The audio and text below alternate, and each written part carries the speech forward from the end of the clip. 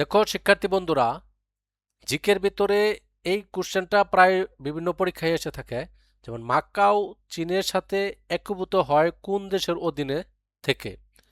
Option A Netherland, option B Spain, option C Portugal, option D UK. এটা আমরা কিভাবে মনে রাখবো? মাকাও মানে মাখাও। আমরা যখন কোনো জিনিস খাই সাধারণত কি করি? মাখাই, বা যেমন জালমুড়ি, মুড়ি, পেঁয়াজ, মরিচ এগুলো দিয়ে আমরা মাখাই। তাই মাখাও এর সাথে কিন্তু খাওয়ার সাথে কিন্তু গালের একটা অপশন মানে একটা মিল আছে, যেমন পর্তুগাল। তো এই প্রশ্নের সাথে অপশন সি এর সামঞ্জস্য আছে, সুতরাং সি হচ্ছে কারেক্ট আনসার। মাকাও চীনের সাথে একীভূত হয় কোন দেশের অধীনে থেকে? পর্তুগাল।